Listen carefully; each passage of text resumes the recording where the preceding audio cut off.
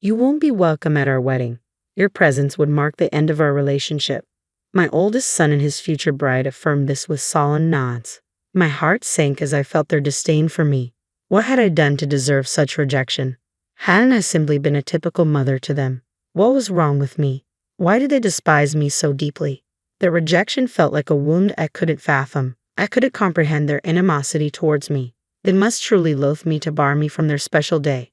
But I couldn't pinpoint any wrongdoing on my part. And my husband, too, faced their scorn. I couldn't bring myself to forgive my son. How could he treat me with such disrespect after all I had done for him? I refused to believe he could disregard his mother so callously. I needed to make him understand that his behavior was unacceptable. There would be consequences for disrespecting his mother. My name is Mary, a 55-year-old housewife, and I'm the mother of 2 sons. David, our eldest, now holds a prestigious position in a Tokyo-based company, while Tom, our second son, prefers the quiet life, working diligently at a local manufacturing firm. Once close, the bond between the brothers has frayed over time, with David developing a distaste for Tom. He subjected Tom to public humiliation and bullying, even after my reprimands failed to curb his behavior. Recently, David announced his impending marriage to a colleague from his workplace. She expressed a desire to meet us, prompting me to arrange a dinner. I welcomed this opportunity, seeing it as a chance to bid David farewell.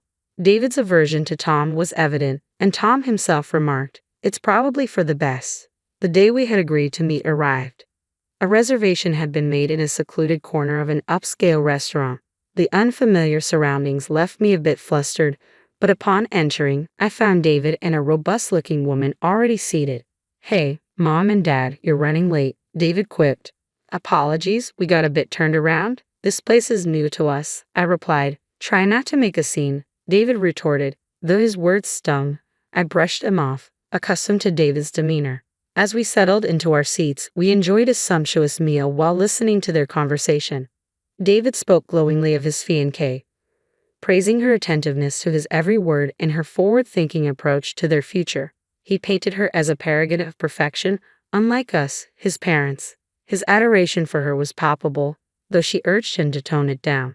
It seemed David couldn't help but extol her virtues and his own accomplishments whenever he spoke. When I inquired about their meeting, David dismissed it, asserting, "You should see how amazing she is," sidestepping any mundane details. It felt as though he was overcompensating, striving to impress us with her virtues, making me distinctly uneasy. My husband shared my discomfort, and I silently thanked Providence for Tom's absence from the gathering. "I'll say this again and again, she's nothing like you guys. Please, don't mistreat her once we're married. Show her some respect," David implored. "I don't need reminding. I wouldn't dream of it," I assured him. "We'll see. You've always favored Tom over me. With that history, I can't be sure you won't do anything to her," David countered.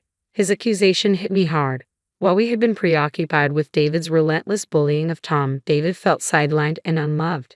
Tom had endured David's torment since childhood, and as any parent would, we tried to alleviate his distress. When I pressed David for reasons, his response was simple: "Because I didn't like Tom." Unable to bridge the gap, the issue remained unresolved. I hadn't realized David perceived our actions as favoritism towards Tom, but I chose not to challenge him, unwilling to escalate the tension. The strained dinner concluded without incident, but it was clear our underlying issues remained unresolved. "Getting up there in age, aren't you?" David remarked casually. "No need to fret, we'll look after you too." David had unilaterally decided that he and his wife would move in with us after their wedding, seemingly with her blessing. She chimed in, "You have another son who won't rely on you forever, right? I'll take care of him." The notion unsettled me deeply. While Tom did reside with us, it was out of genuine care and not entitlement. However, David and his family had moved in without our consent, claiming our space and assuming ownership. "Why don't you tend to the garden, Tom?" David urged. "I have work," Tom replied. "You're unemployed. Get to it," David retorted. "What? You're insufferable," Tom shot back. David's relentless pressure on Tom was escalating. I admired Tom's maturity in handling the situation, but the dynamics were far from simple. David and his family were scheming to oust Tom and us from the house without our knowledge. Late one night, after my husband and Tom had retired to bed, I ventured out for a drink of water, only to find the living room illuminated. "When do you think we'll have this house to ourselves?" she inquired. "Just a bit longer," We need solid plans to avoid any hiccups. Once we rid the place of the others, I want to give it a makeover. It's looking a bit dated. David chuckled in agreement. I was incredulous. I couldn't believe they were contemplating such a move. I immediately alerted my husband and Tom. Delaying action could spell disaster. As we deliberated our next move, Tom stepped forward with a strategy. Mom, I'll handle this. I've got a plan, he assured us. Though Tom's words provided some comfort, his plan called for patience above all else. Yet if Tom's method proved successful, David and his fiancée would be out for good. With that in mind, my husband and I agreed to trust Tom's strategy. Despite the various ongoing issues, life carried on, and David and his fiancée set their wedding date. They opted for a luxurious venue nearby, which surprised us as we had initially thought a countryside setting would suffice. It's a bit steep, but with our earnings, we can manage, David remarked with a smirk that irked me, though I held my tongue. Despite David's continued jabs at Tom, Tom's composed demeanor seemed to weather the storm. When the couple summoned us to discuss the wedding plans, we were met with an outrageous request.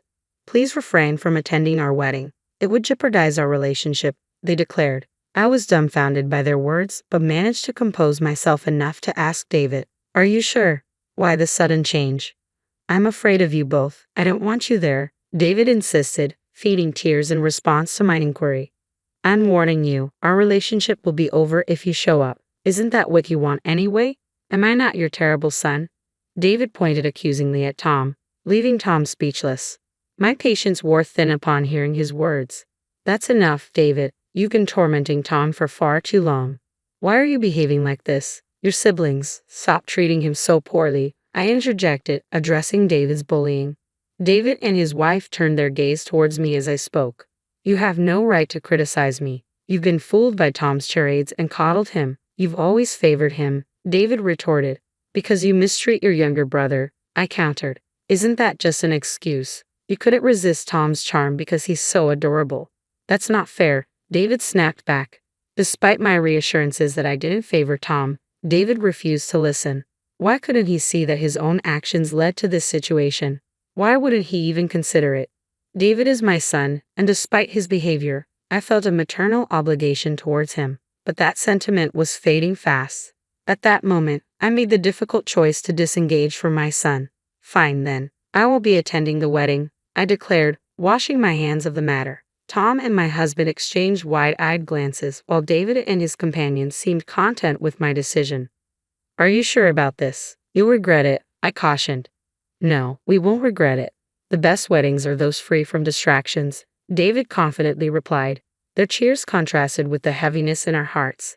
There was no point attending a wedding where we weren't welcome. Eventually, our family reached the decision to abstain from the ceremony. Without an invitation, we wouldn't have been able to enter anyway. David appeared content throughout, but little did they know the repercussions of their decision. It was almost comical to consider the strategy Tom had devised. The newlyweds managed to navigate the wedding without any hitches, but they continued to reside in our home. Having recently changed jobs to be closer to us, they were busy packing and preparing for the move to their new office. Upon returning home from their first day at the new office, they frantically called for Tom. "Tom, what's happening?" they queried anxiously. When I inquired about the commotion, they relayed the events of the day in brief. During their orientation at the new workplace, they unexpectedly encountered Tom, who wasn't expected to be there. To their astonishment, when their boss spotted Tom, he respectfully bowed and expressed gratitude for Tom's assistance. The couple, previously under the impression that Tom was merely a factory worker, were taken aback by these revelations. Unbeknownst to them, Tom had been diligently toiling away at the factory since he first joined. His dedication hadn't gone unnoticed. The factory's president himself acknowledged Tom's invaluable contributions. Tom's innovative ideas had become integral to the factory's operations, earning him admiration from his colleagues. Thanks to his efforts, the factory's performance had seen significant improvements. In due course, the factory became a cornerstone for many companies. However, when the president fell ill, Tom's concern for him was palpable. He made it a point to visit the president regularly on his days off. Witnessing Tom's unwavering dedication, the president saw fit to appoint him as his successor. Tom, feeling overwhelmed by the responsibility, initially declined, saying, "I'm not capable of such a role." Yet the president remained resolute. With the encouragement of his peers, Tom eventually assumed the presidency. Under his leadership, the factory's performance soared to even greater heights. Tom's amiable nature, coupled with the trust he garnered from his employees, as well as his astute leadership, earned him widespread admiration. Today, the factory is relied upon by companies across Japan, and Tom's name is recognized even by major corporations in Tokyo. On this particular day, Tom was visiting the company for a client meeting, nothing more. However, the couple, unaware of Tom's elevated status, felt unsettled by the deference shown to him. "You always find a way to deceive us," David accused, seizing Tom's arm. "If only you had been honest with us, we wouldn't have reacted this way. Why didn't you tell us?" David's wife dissolved into tears on the spot. Tom's nonchalant demeanor was almost ironic given the circumstances. "I reached the top through my own efforts, that's all there is to it, so why all the anger?" he remarked casually, his expression unfazed. David's ire seemed to intensify at Tom's composure, prompting him to raise his voice. "Don't you dare act indifferent towards me." Yet Tom remained composed as he addressed David. "There's something else I want you to hear. It might be the most important thing for you." Through some effort, we managed to calm David and his wife and coax them into taking a seat. Tom, having retrieved something from his room, returned and began to narrate the story. "Firstly, take a look at this," Tom announced, spreading several photographs across the table. They depicted David's wife alongside a man in elegant attire, unmistakably capturing scenes of her infidelity.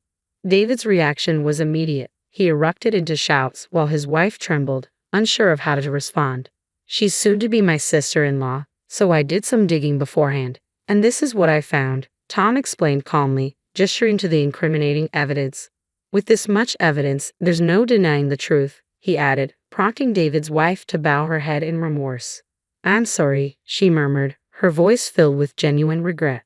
David, grappling with the shock of the situation, could only stare in disbelief. This is the consequence of not looking beyond the surface of a person. "Nobody is perfect," Tom remarked with a laugh, eliciting giggles from the rest of us. David, overcome with despair, sank to his knees, the room falling silent save for his wife's earnest apologies. Ultimately, David and his wife went their separate ways, their marriage dissolved by David's unforgiving stance on infidelity. When it came time for his ex-wife to pay alimony, she found herself in a state of panic, relying on her parents' financial support to meet her obligations. Yet even this wasn't enough to mend the deep wounds inflicted upon David. Overwhelmed by the shock of the divorce, David chose to resign from his job. Since then, he has retreated into seclusion, rarely emerging from his room except to grab a meal. However, whenever Tom was around, David would recoil in fear, as if haunted by the memory of their confrontation. It appears that since that incident, David has developed a fear of Tom. The family had deliberated extensively on what to do about David. Ultimately, they reached a unanimous decision to sever ties with him in the near future. It pained them to contemplate such a drastic step, but David's selfish behavior left them feeling unable to forgive him. Several months later, David was ousted from the household. In his final moments there, he pleaded for forgiveness, but by then, he no longer seemed like family to them, and his expulsion felt like a natural consequence. Meanwhile, the remaining 3 members of the family now enjoy a carefree existence without anyone hindering their peace. Though her husband has retired, they face no financial struggles, thanks to Tom's hard work.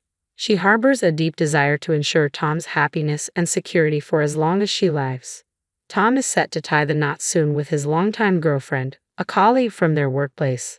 Their relationship has flourished over several years, and the prospect of her precious son's wedding fills her with anticipation and joy.